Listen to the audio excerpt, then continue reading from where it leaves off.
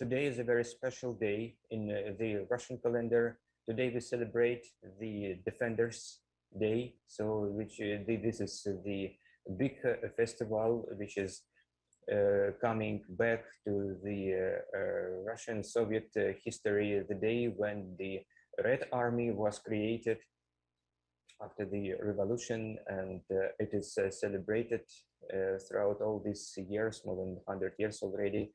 So this festival belongs to those, first of all, who serve in army, and broadly speaking, to all men in Russia, because historically, when there were critical moments in the Russian history, including the Second World War, all men, all the population of Russia were united in defending our motherland, and of course, that explains why we, dedicate this festival to all men in Russia, of course. And that is also coinciding with the very special events which led to the recognition by Russia of the independence of Donetsk and Lugansk republics. So, which is also reflecting our dedication to defend the people in need and who really needs our assistance. In order to understand what's going on, it's really there is a need to come through the sequence of events which led to this situation of today. So, and this sequence of events lasted for recent decades already. And today, these republics applied officially to Russia for recognition of their independence. But from the very beginning, the US started its internal influence in the domestic affairs in the countries on all the post-Soviet space, including Ukraine, which ultimately started to use the Russian card and the card of the Russian threat to get some more dividends from cooperation with the West. And the West started using Ukraine in their geopolitical game against Russia by violating of the agreements of NATO non-expansion and supplying weapons to Ukraine, accelerating its military activities in the sphere of its influence, moving closer the NATO borders to Russia, and presenting the real security threat to our country. There is an open information that the US has spent for the regime change policy in Ukraine around $5 billion,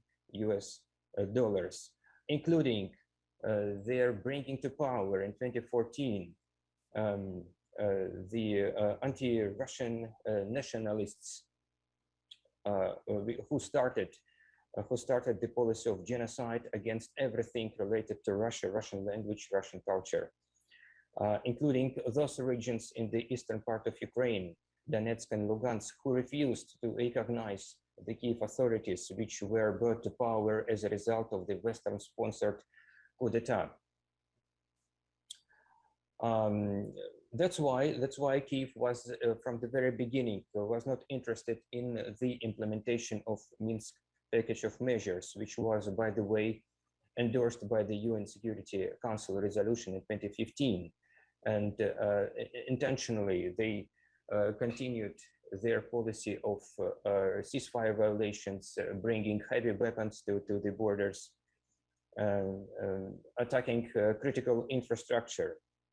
At the same time, NATO continued its expansion, which became as I said, the existential threat to Russia. Because what does it mean? It means the deployment of troops, the deployment of offensive weapons, conducting openly anti-Russian exercises, deploying military advisors in all these countries, including Ukraine to the larger extent. And for the recent past, they supplied to Ukraine thousands of tons of military equipment. And starting from 2014, their military supplies to Ukraine exceeded $2.7 billion.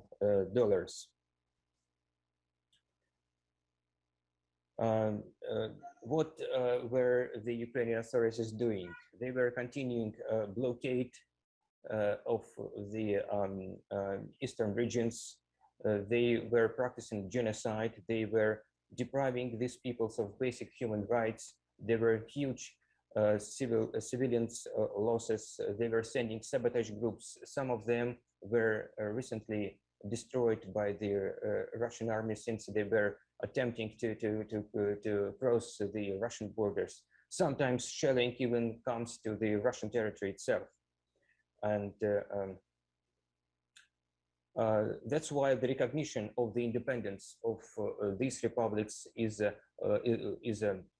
long pending issue. There were enough of time, many years since 2015, to start this dialogue, to start the settlement, but it didn't happen.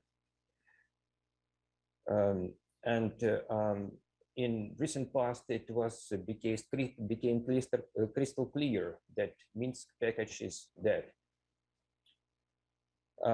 This step, which was made by Russia, was the only chance to save lives of these people. And along with that, let's not forget that all these years, the West was ignoring this situation. So, which is the well-established practice of the US and its partners of double standards, because they claim about democracy and human rights only when they are interested. We have concluded treaties of friendship, cooperation, mutual assistance with these republics, according to which as well we have the option to deploy the Russian troops there. What is really important, I'm sure that there are a lot of questions, a lot of allegations of Russia in violation of international law. Let us be very clear on that. All the Russian actions are being made in full accordance with the international law. In fact, the self-determination of nations and express the will of the people by conducting referendums. It is in these particular cases, and as is specified in the international law, is the right of the people and one of the strongest forms of democracy. The thing which happened with Crimea, by the way. And let us not forget that when it comes to the territorial integrity and sovereignty, so, and this was clearly manifested in the declarations, in the Declaration of Principles of the International Law of 1970, which clearly says that principle of the sovereignty and territorial integrity should be strictly abided in respect of all states whose governments represent, without any prejudice to race and religious beliefs, the whole population residing on its territory. Clearly, since 2014, Kyiv authorities do not fall under this category. And those who blame Russia for violation of international law have no much moral rights to do so. Let's have a look at just very simple examples of what the West is doing in violation of international law. Unilateral sanctions, interference in domestic affairs, regime change policy, support of colorful revolutions, various pretexts for attacking independent states, like it happened in Iraq, like it happened in Libya, like it happens with the illegal military presence on the Syrian territory. Violation of international obligations and including OPCW, where in spite of the procedures and mechanisms envisaged in the relevant convention on prohibition of chemical weapons, they use the information which is widespread in social media, and in spite of despite our suggestions on professional investigation, professional dialogue, information exchange, all our appeals or our suggestions to start dialogue on the Syrian chemical dossier, on Skripal case, on Navalny case, remain unresponded. They don't need the truth. They need just the pretext to put some more allegations on Russia and to put more sanctions on Russia.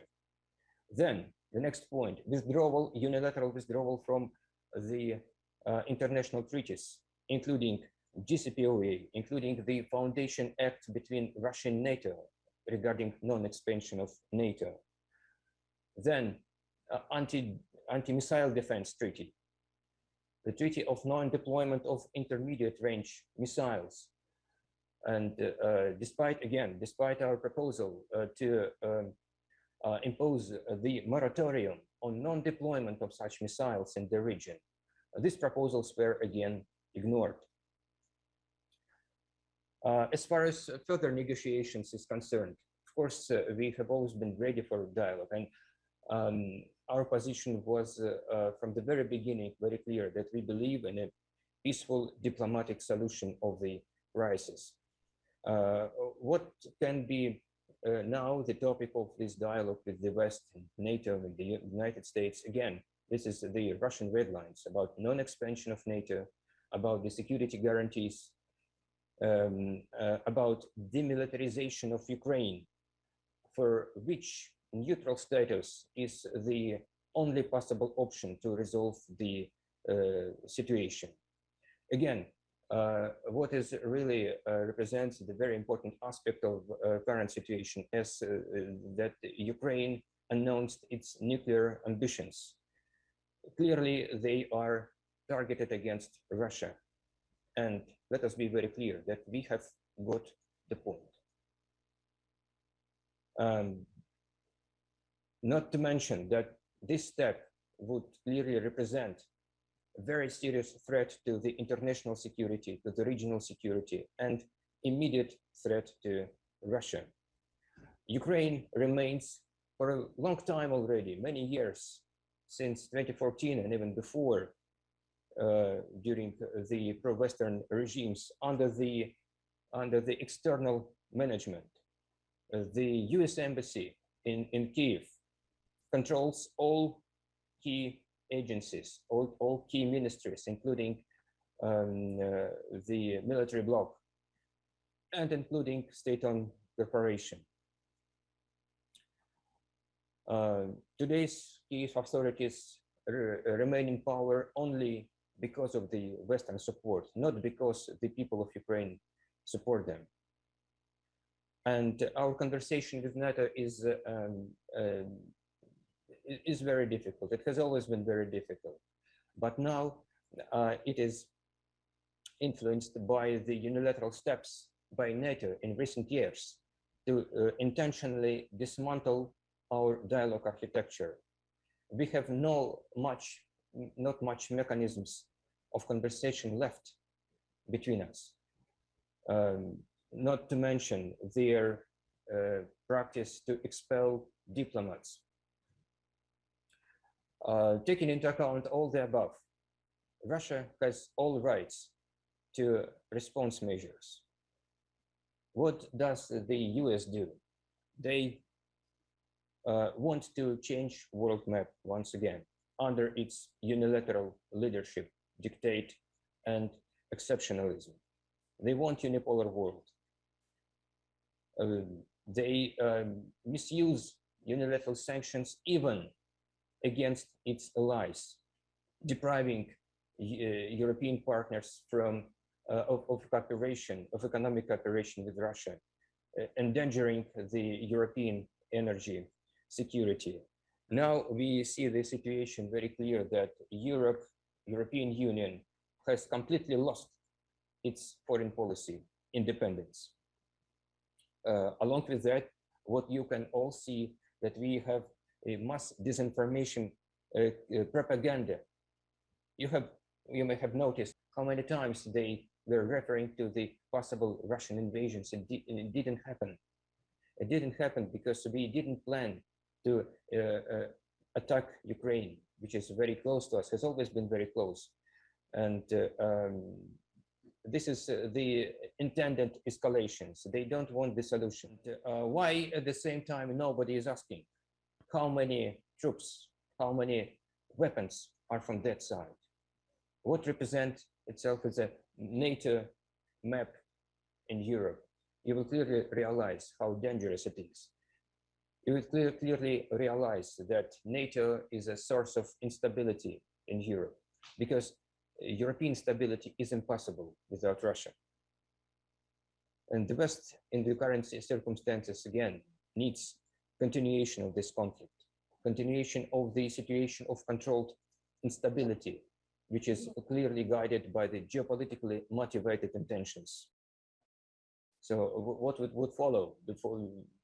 More pressure on Russia, dismissing Russia from the international markets, energy markets, and they ultimately would achieve what they used to say since the previous administration, to stop Nord Stream 2 gas pipeline, which is of vital importance for the mutually beneficial cooperation between Russia and the European Union. It is, first of all, the interest of the European energy security. Now, what can we expect? That the oil prices and and energy resources prices will go up, and of course, European population would pay more for the energy.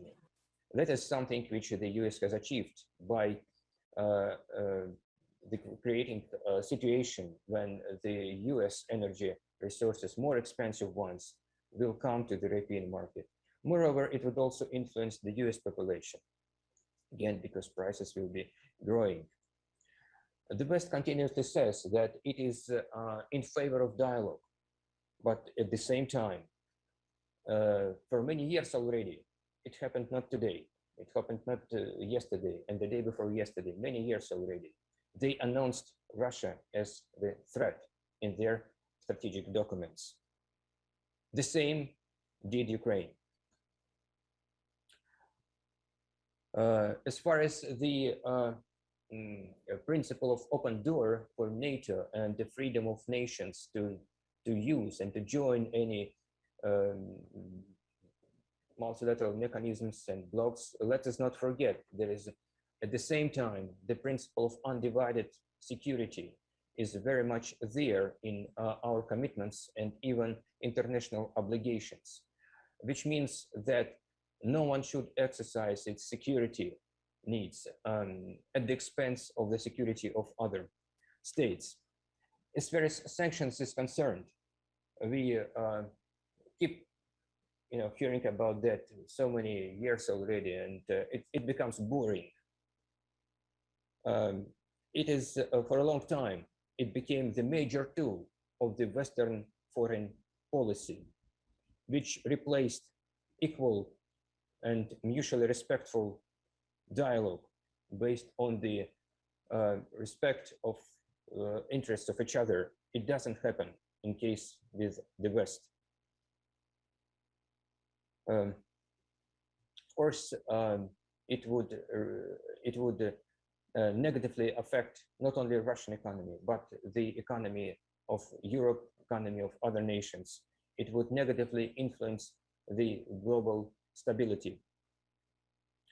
And once again, so these two unilateral sanctions are aimed to achieve unilaterally economic advantages on various pretexts. Whether Russia would have recognized these republics' independence or not, whatever Russia is doing, it doesn't matter. They would find any pretext to do that. And we made this step knowing all these consequences and being ready for that. What is also important to mention, that the concept of rules-based order, which they publicly use and try to put forward in any international agenda, is clearly justified to use unilateral sanctions. Russia is ready for any developments.